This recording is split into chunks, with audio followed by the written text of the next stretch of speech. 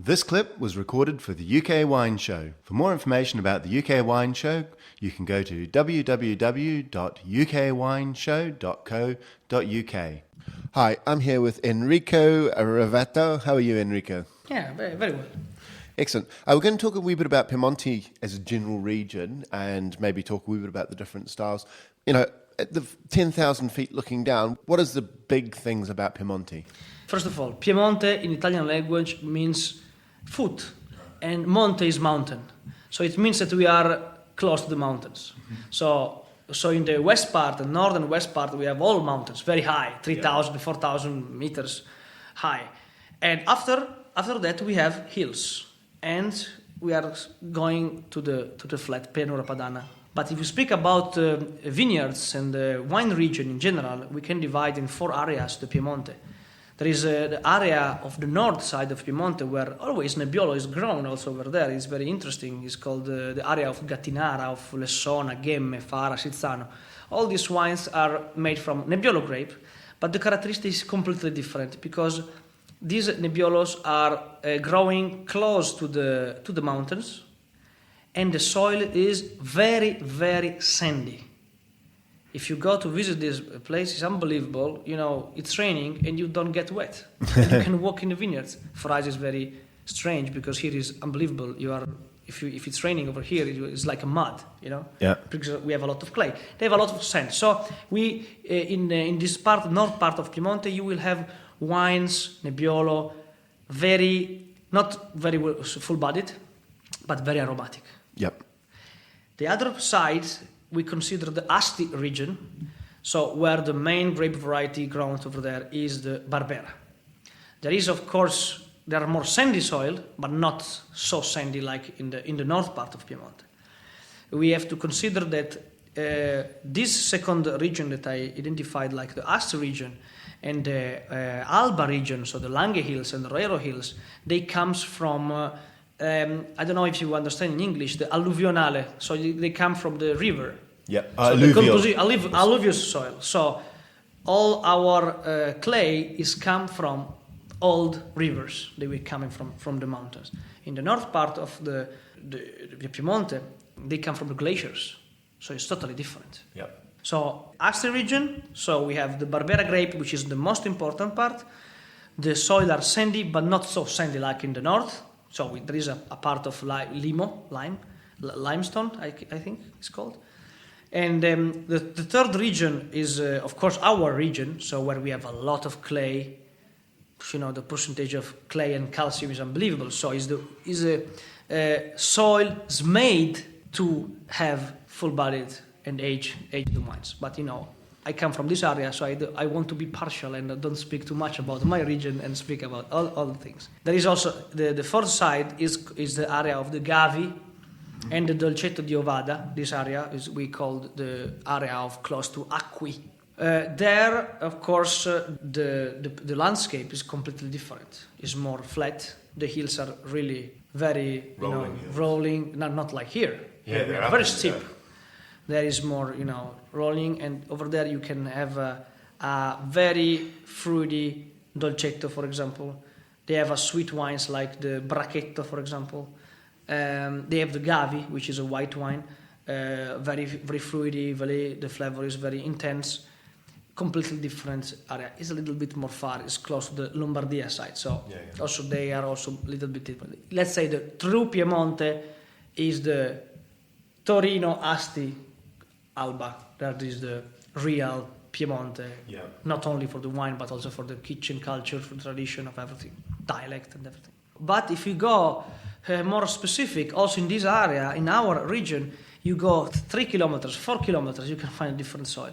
So it's very difficult to speak about geologic composition because it's so different from one place to the other place.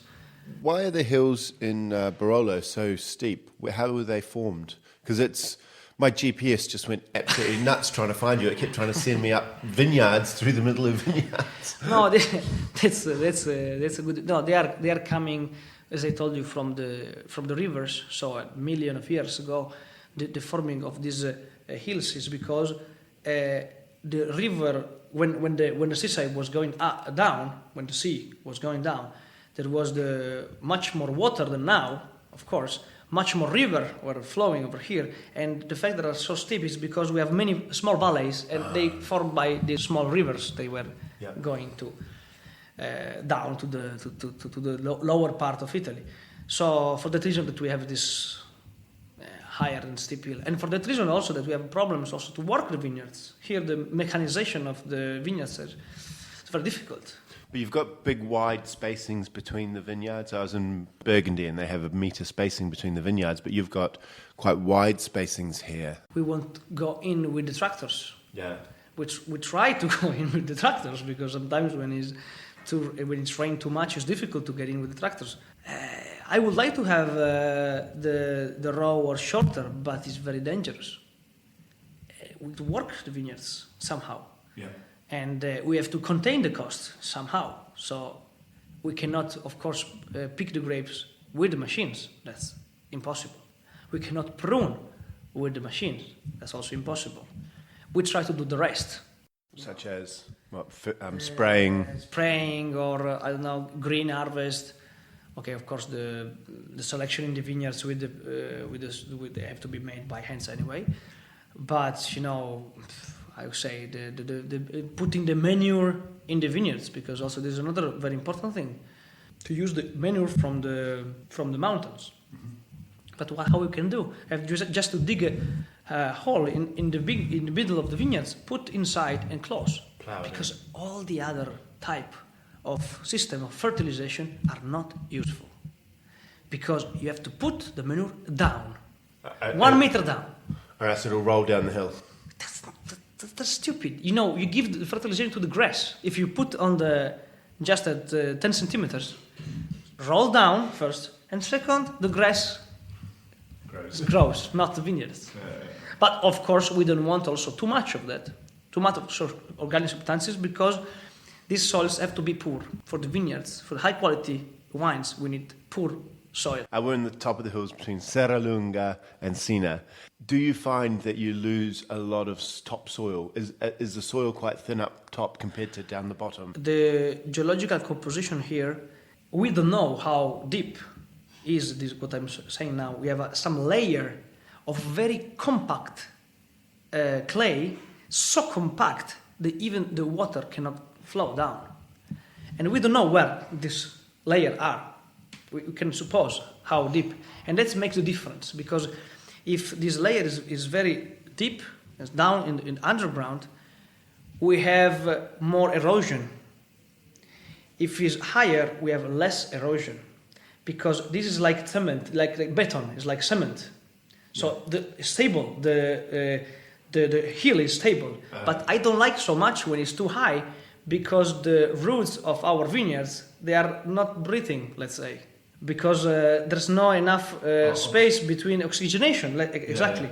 And we have a problem is that when it's raining too much, this water accumulation of the water is so big when there is this layer is too high, and we have a landsliding. So there is positive and negative. You said earlier that there was a lot of limestone. Was it limestone? Or? Limestone is more in the Asti region. Here only clay and calcium. Calcium, what's the calcium? Calcium is Ca. But normally calcium comes from marine animals. This is here. There was here was seaside everywhere in these areas, of course.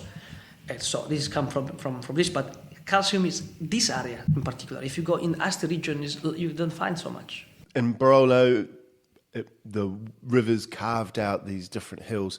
When I've looked at maps of Barolo, normally the Barolo grape varieties are grown on the south side, or maybe south, east, west, also sometimes west. But never north. No, it's not allowed. But there's grapes grown on northern slopes here, I think. You can find something, but not so much. Not Nebbiolo. Not Nebbiolo. You can find some, maybe Barbera or not Dolcetto, or for example, the only one slope that I have north, we have the white one. That's because we need acidity, and we are not allowed to put any other grape. Maybe Barbera sometimes, but not very often.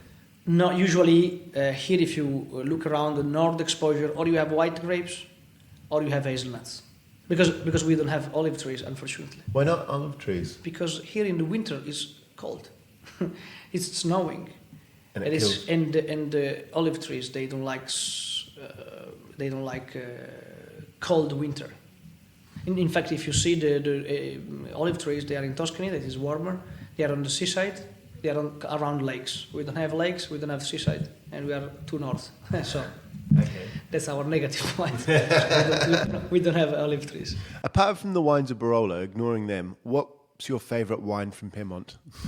Good question. I think that Barbera is one of the most interesting wines. Of course, the Barbera, you can find so many different Barbera in all over the Piedmont, but I think a good Barbera with a good structure can be sometimes also aged. Sometimes can really, in Italian language, here in our region, we say baroleggiante. It means that some Barbera aged are very similar to some Barolos.